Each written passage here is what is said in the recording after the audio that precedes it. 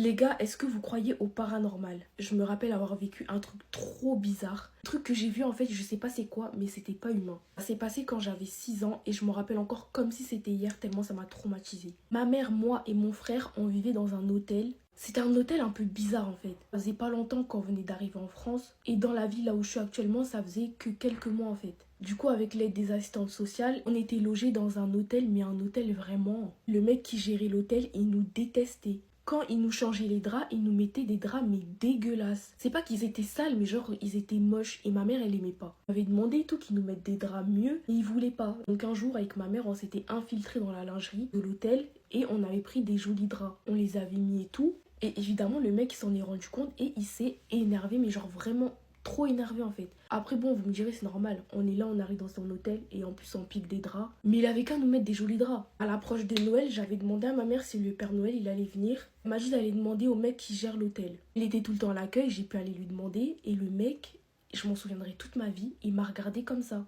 Il m'a regardé, il m'a même pas répondu. Bref, donc entrons dans le vif du sujet maintenant. C'était un soir, ma mère elle avait l'habitude de me laisser l'ordinateur pour que je joue à Tiji. Et ce soir-là, elle m'a dit, quand t'as fini, éteins l'ordinateur, tu le débranches, tu fais la prière et tu dors. Moi, complètement stupide, quand j'ai fini, j'ai éteint l'ordinateur, j'ai débranché, j'ai pas fait la prière, je me suis allongée. Il faut savoir que notre chambre avait juste un grand lit, donc on dormait dessus, mon frère, ma mère et moi. Et quand c'était la nuit, on allumait la lumière de la salle de bain parce que mon frère et moi, on avait peur du noir. Du coup, il y avait le lit comme ça, et ici, il y avait la salle de bain.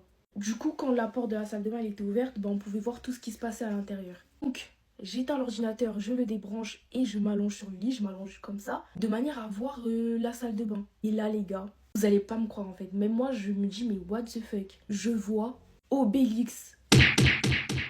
En fait, ça n'a pas de sens, mais je vous jure, c'est vrai. Je vois Obélix, tout vert en plus, il était tout vert. Il était là, devant la porte de la salle de bain, et il me fait ça.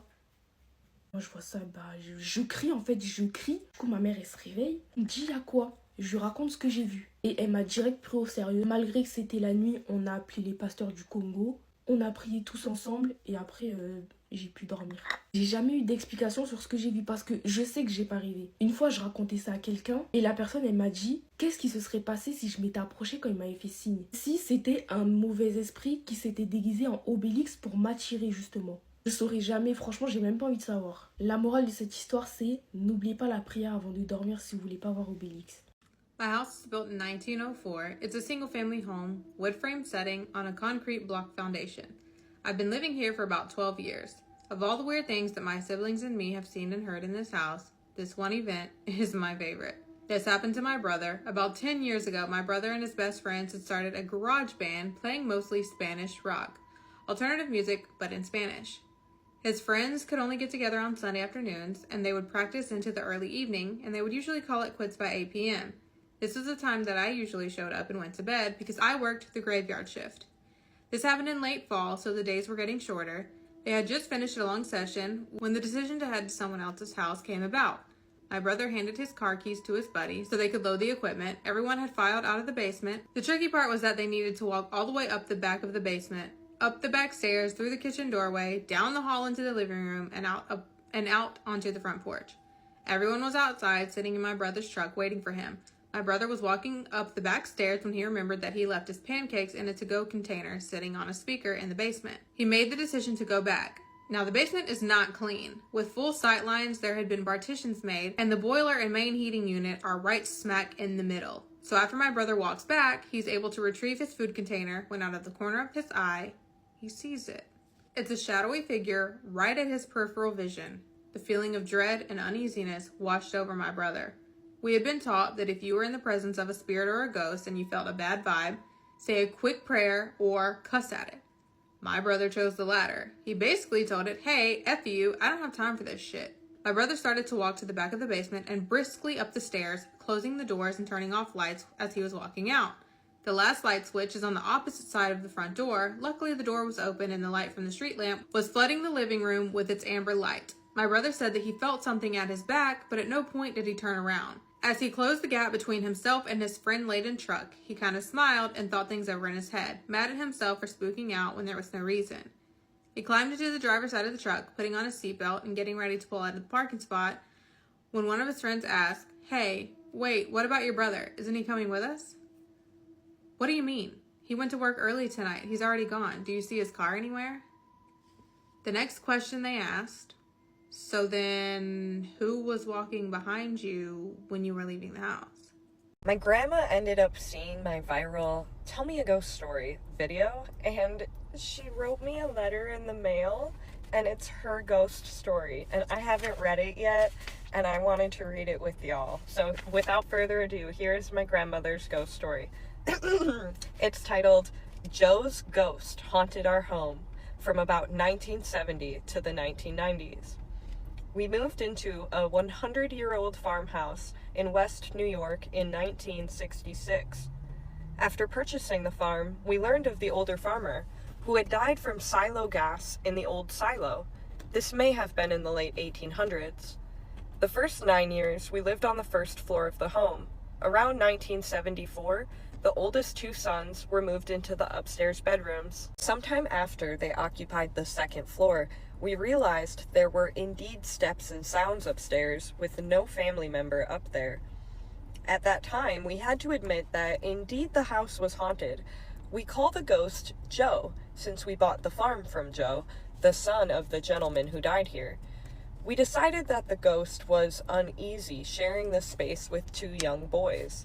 We especially noticed that he descended the staircase. We would open the door and no one was there. Each family member of 5 had an experience they could not explain with the ghost. We finally realized that the family dog also heard the ghost. The short hair on the dog's back actually raised up, and he seemed very uneasy when the ghost approached. We felt the best thing was to just live with the ghost. He never bothered anyone. Although one son did feel the ghost had shook his bed. A dream? ? We will never know. The 3 boys all grew up and left home for adult adventures. It was several years later when I said to my husband, "Have you heard the ghost?" And he said, "No, I haven't." Around the 1990s, we knew finally Joe's ghost was now at rest. They claim a ghost is a person who dies very suddenly and is unable to find peace. Rest in peace, Joe. This story dates back to 1985 and it involves a little boy called Jake who was 6 years old at the time. He lived with his mum and dad and his little sister. It was the end of the summer holidays. My mum and dad had taken me and my sister on a short holiday to Brighton. We didn't have a lot of money, so our holiday to Brighton was the highlight of the summer. But to be honest, I was really ready to get back to school. My mum at the time was in the kitchen dealing with my sister. She was crying. She didn't want to go to school. It was her first day and she was a very clingy kid. Me, on the other hand, I couldn't wait to get back, play football with my mates in the playground and just get back to school. I loved it. So I was just sat on the staircase, twiddling my thumbs, looking at the shoelaces on my school shoes, waiting for my mum to come out with my sister. The staircase and the landing didn't have any carpet. My mum and dad were renovating the property. The staircase and the landing had little nails jutting out, and my mum was always paranoid that we would stand on the nails, so we either had to wear our shoes indoors or slippers with thick soles. This particular morning I was just sat on the staircase, twiddling my thumbs, when I heard upstairs the distinct noise of floorboards creaking. It's funny how when you live in a property you get to know it well. You get to know the floorboards that creak, the ones that creak with movement and the ones that creak when somebody is stepping on them. This didn't sound like natural house movements. This sounded like somebody stepping on them as they're walking around. Now you might be thinking we had a pet, maybe a cat or a dog. Maybe it was Dad. Dad had long gone to work and we didn't have any pets at the time. So who was walking around upstairs? I sat there on the bottom step listening, straining my ears. And yes, I could definitely hear the floorboards moving and creaking as if somebody was walking around, stopping, then moving around again. We also had one floorboard at the top of the landing that creaked with a very distinct noise. It was like a squeak almost. And I knew this because every night my mum and dad would come up the stairs, I'd hear that squeak and then I knew that they'd come to bed. I always felt less uneasy when I knew mum and dad were upstairs on the top floor with me. As I sat there, I heard that distinct squeak of that one particular floorboard right at the top of the last step. And I felt and knew that somebody was stood there. I sat there, bolt upright, and slowly turned my head. I looked up behind me to the top of the staircase. And there at the top of the staircase stood an elderly lady, and she was staring back down at me.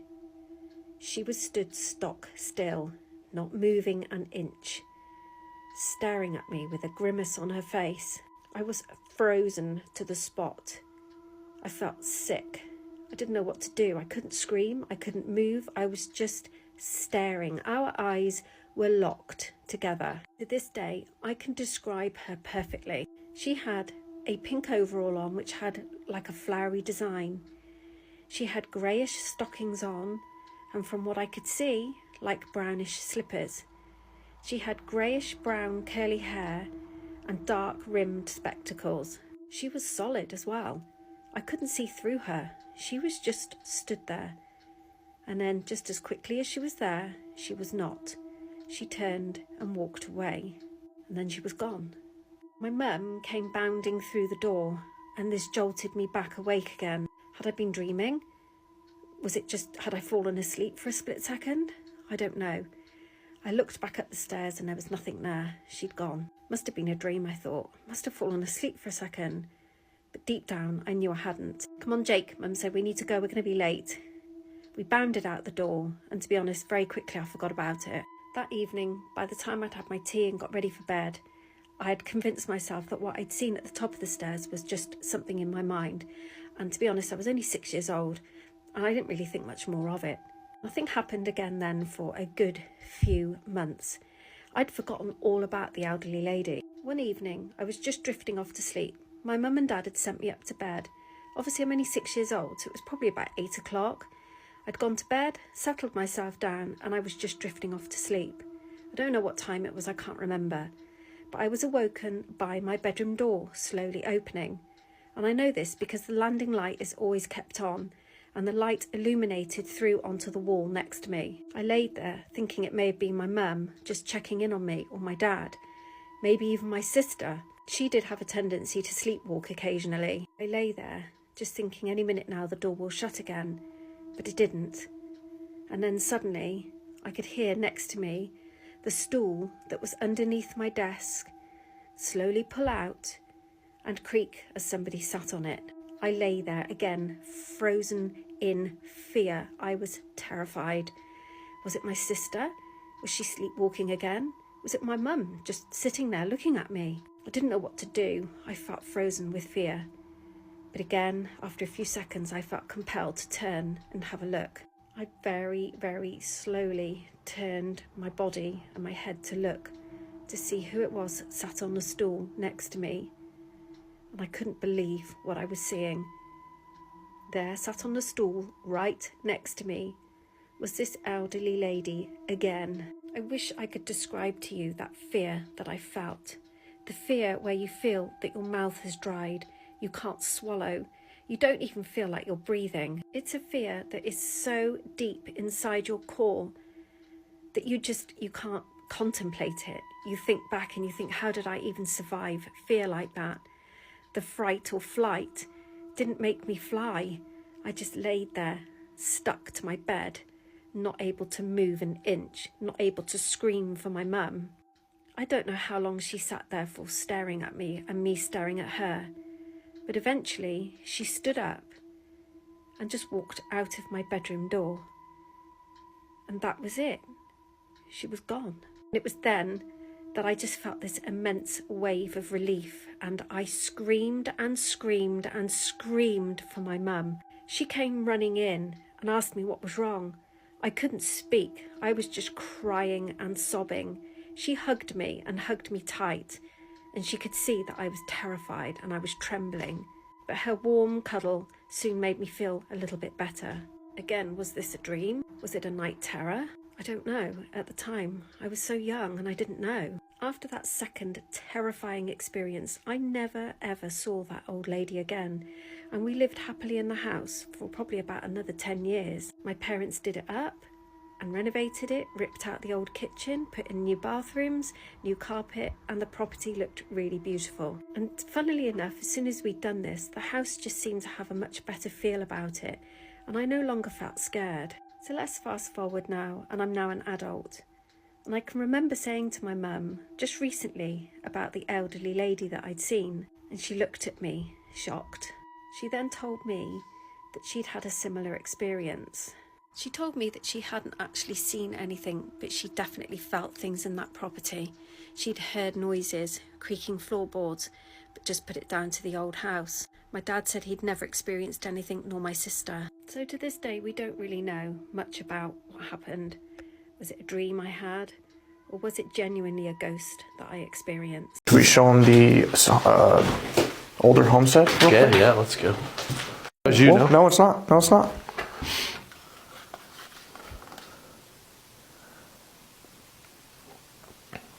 Was that you? Yeah, that's on either side. They went to both. Yeah. Got a very, very, very scary story to tell you now, and it just shows don't trust anybody. So this girl, I'm going to call her Katie. She was in a very abusive relationship with her boyfriend. She was living with him. She was miles away from home. She'd moved in with him just recently. The only person that she knew in the town was her brother, who lived a few miles away. So she said one evening, her and her boyfriend got into a really, really bad argument, and he was beginning to get physical, so she just ran out of the apartment. And she said she kept running, and then she got to a bar, and she went into the bar and she went and got herself a drink. So she was basically going to get drunk. She was just going to sit there, drown her sorrows, and just, try and contemplate how she's going to get out of this relationship. So she said she sat there for about half an hour when this girl comes and sits next to her, and we're going to call this girl Maggie. So this girl starts talking to Katie, and she says, "You okay?" She just starts general chit chat. "I can see you're not in a good place, blah, blah, blah." She offers to buy her drink. Katie accepts the drink, and they have a nice evening. They're chatting. Anyway, it's getting really, really late, and Katie says to Maggie, "Thanks for the chat. I'm going to have to go now. I need to go home." Maggie says, "Don't walk, not at night, not when you're drunk. I'll drive you." Anyway, so they go find Maggie's car. They get in, they're chatting. Maggie turns the car on, but they go a different way. So Katie just reminds her, and she just says, "I'm this way, not this way." And she says, "Don't worry, I'm just going to go and pick up my friend Josh." Katie says, "Who's Josh?" And she said, "It's just my mate. I'm going to pick him up, and then we're going home, and I'll drop you then on the way." So Katie sits back, relaxes, and they just carry on chatting. They pick Josh up. Josh gets into the back seat, and he seems really, really nice. And they're chatting, having a laugh. Josh seems actually really, really funny. So they turn the car around, and Maggie's driving, and then Katie said suddenly the atmosphere starts to change, and Maggie is not as friendly as she was. She starts to go a bit quiet, and Katie just assumes that this is because she's maybe just tired. Anyway, they get to Katie's neighbourhood, and Maggie doesn't stop the car. And Katie says, "This is my stop. You can drop me here, and I can just walk around the corner." Maggie again doesn't say anything and doesn't stop the car. So now Kate is starting to freak out, and she says her heart is starting to pound, and she's knowing now that something, it really isn't right. So now she's panicking, and she says to Maggie, "Please stop the car, I can get out here." And then from the back, Josh says to her, "Shut the F up." And Kate is like, "What?" And he says again, "Shut the F up." So they keep driving, and basically Katie is freaking out, panicking. Her heart is going. She knows she's in a dangerous situation. Anyway, they keep driving. They get to this dirt road, and they turn off. Kate is looking around, and she can see there's like open fields, and there's like a woodland area. And she's thinking, "I don't know where I am." Maggie then stops the car, turns it off, and turns herself to look at Katie. And she basically says, "Get out of the car." Katie just looks at her and smiles and sort of laughs a little nervously and says, "What?" And then Maggie says it again, "Get out of the car," really firmly this time. And Katie's like, "I don't know whether this is a prank, but okay." So she says she gets out of the car, and she slowly walks around to the bonnet area of the car, and she's just stood there for a second, not really knowing what to do. And then Maggie and Josh get out of the car. And it's then that Katie realises that something really, really wrong is happening here, because she looks down at Maggie's hand, and Maggie is holding a little sort of pen knife. This is so scary. She then says that Maggie comes up to her holding this knife up and basically says to her, "You've got 30 seconds. And Katie says, 30 seconds for what? She said, you got 30 seconds to run. And Katie is like freaking out. And then Katie sort of looks round at Josh, and Josh isn't smiling. He's just looking and staring at her. And he's got like a flashlight in his hand. And she thinks, I need to run. So she said she runs. And she runs really, really fast. Faster, she said, than she's ever run in her life. She didn't even know how she did it because she had stupid boots on, but she ran. And she said she didn't know how long she was running. It seemed like forever, but then she could hear them running behind her. They could hear them laughing. They could hear them screeching and screaming after her. She could hear them saying, we're going to get you, Katie. So Katie is like freaking out, frightened, crying, but still running for her literal life. She said she gets to this really fast-flowing river, but she said she's not a strong swimmer. So she's looking around thinking, what can I get into? Where can I hide? And from the grace of God, there is a hollowed out log. So she said she gets into this hollowed out log. Who knows what's in it? Could be a bloody animal or anything. But she says she gets in, she doesn't care. And she just sits there, huddled up as tight as she can, and she can hear them coming. And they're calling her name, they're mocking her. They're saying, we're going to find you. They're just generally loving this. They're getting a thrill out of it. Anyway, she can hear them just a few feet away, and Maggie's saying, I'm going to go up there and search. You stay around here. Josh is saying, I don't think she's gone across that river. I don't think she would have done. So he said, I'm going to stay here. I'll look around this area. He didn't even see the log. Katie said she's just waiting for her body or her voice to make some silly sound like a scary movie, and then he would drag her out. But luckily she didn't. She said she just sat there, so quiet, listening to every breath that she was trying not to make. She said she must have been in there ages, because she actually said she fell asleep in this log. Got to remember, she was drunk. So she said she woke up and it was actually daylight, and she was sat there just listening to see if she could hear anything, but she said she couldn't hear anybody. So she slowly ventured out. She said she was so scared that they would be there waiting for her, but they weren't. So she said she got out this log and she just ran and ran and ran until she got to the main road. And there is when she got a signal on her phone and she was able to call her brother. She said she called her brother came and collected her. They went straight to the police station, and mind-blowing.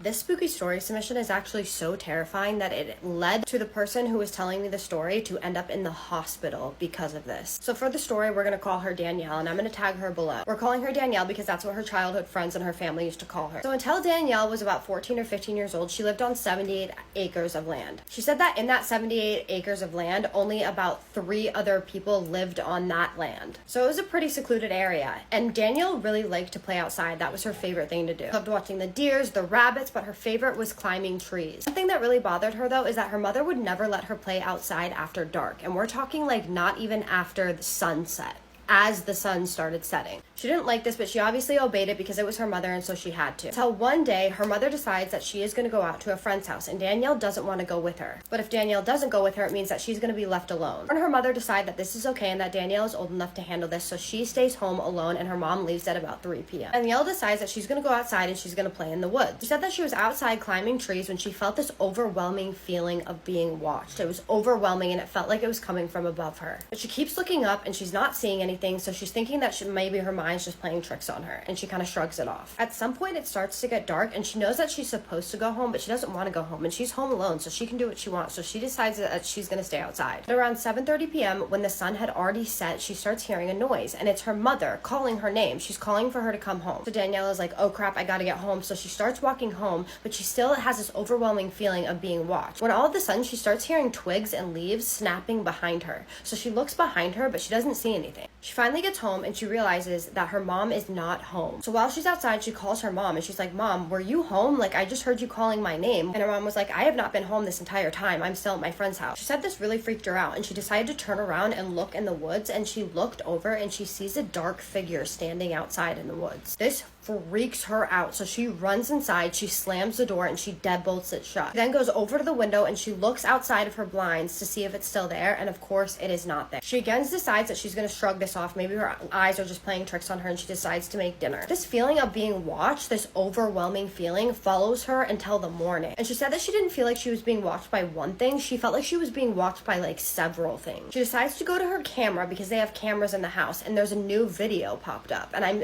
assuming that they were motion censored. It didn't say in the email, but she did say that there was a new video. So she looks at it and she doesn't see anything, but she hears this tapping sound on their front door. It's important to note right now that their front door is a big metal door that her mom had put in when they very first moved in. Nothing is on the camera. She cannot see anything. So she decides that she's going to go outside and she's going to look at the door. Outside on the door, there are huge claw marks on this metal big door. She said that she then realized that this could not have been an animal, because if it was an animal, number one, why is it trying to get into her house? And number two, how could it make these claw marks on this big metal door her mom had installed? So this really freaked her out. So I think her way of just coping with things was just shrugging it off. So she does just that, and she goes out in the woods again, and around 7:50 p.m. she's playing in the tree, climbing it again, and she gets that overwhelming feeling again. This feeling again is feeling like it's coming from above. So she decides to look above her again, and what she saw was terrifying. She said that she looked up, and when she looked up, she saw the most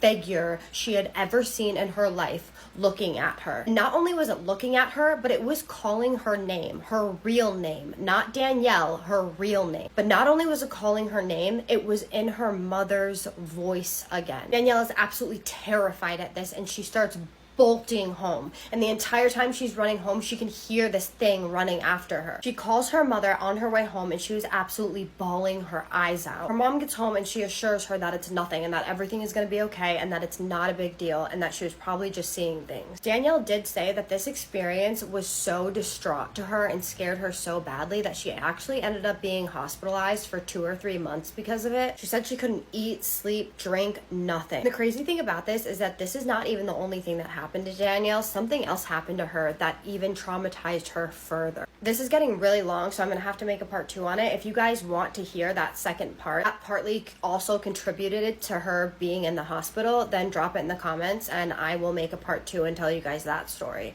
That story is even scarier. So what do you guys think of this? What do you guys think this was? Like, this terrified her so much that she's still in therapy to this day. And the second thing that happened to her definitely didn't help at all. So drop in the comments for part 2. Also, if you guys have anything to say to her or anything to like help her feel better, please also drop that in the comments. She could use all the love and support that she could get right now. She is going to see it. I am going to tag her. Thank you so much for your submission, Danielle, and thank you for letting me tag you. You are the first person that has let me tag you, so I appreciate that. And if you guys want to send me your true scary stories, then there's an email in my bio. Just go ahead and email me there, and I will come on here and I will tell your story. You do not have to be tagged if you do not want to. My name is Kaisa. I tell you scary stories that are true every single night. So if you like that, then hit that follow button, engage from the bottom up, and I will see you guys in the next one. Thank you so much and have a spooky night. What the fuck was that? Bro! What's going on around you? I don't know. I'm frozen. I am frozen. Did the window Sean. break? Scary story time while I make slime, Ghost Edition. Get your money's worth, like I didn't forget, but this happened to me when I was in middle school. Please don't mind the glue on my shirt. So I was visiting my grandfather in the hospital, and I remember just sitting in the waiting room minding my business, and I came across one of my aunties, right? Is this activating my slime? Wait, hold on. Anyways, I came across one of my aunties, and they had asked me if I wanted to go see my grandfather, you know, in the room. And I was like, no. Like, I was like, no. I remember just kind of, like, walking out to the hallway, and I see one of my other cousins, like, sitting down at this huge window, just looking outside or whatever. And then I see a little girl next to her. Not thinking anything of it, I go sit next to my cousin, you know, just sitting, chilling, minding my business. We were kind of all called back to, like, the waiting area, and this little girl followed. So I'm like, okay, she must be, like, an auntie's child that I don't know about.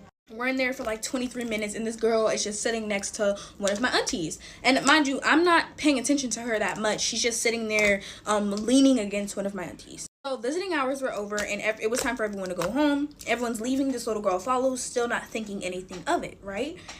We get to, my auntie's car, and we're going to mix this slime with this slime. But Get to my auntie's car, everyone's getting in, and this little girl is getting in the car too. So now I'm kind of concerned, confused, but I'm like, okay, like, who is she? Because I must know her, you know? I was so tired. I was mainly focusing on my grandfather. I wasn't really like, it's that big of a deal. It's until we were driving back to where we came, and I'm looking at this little girl, and she's just looking at me the whole entire time. Looking at me. So I start to ask questions like, yo, who this little girl? They talking about some, what little girl? What you talking about? What you want? Me being me, I'm like, the little girl right there, you know? Like, they kind of just brush it off as me playing because, like, it was a serious situation, and I'm over here talking about a little girl in the back seat with me. She followed us all the way until, like, halfway away from the hospital, and then she just looked at me, closed her eyes, and disappeared. Like, I could not, and I know that sounds crazy because I know some people don't believe in, you know, ghost stories. But she followed me halfway home, and I guess that was the part to where she couldn't follow me anymore, and she just left. Like, a lot of people have been saying, like, I have a very scary childhood, but in reality, I actually had a pretty fun childhood. Like, I was having fun, y'all. Even though scary stuff happened to me, I didn't think about how scary it was until I got older.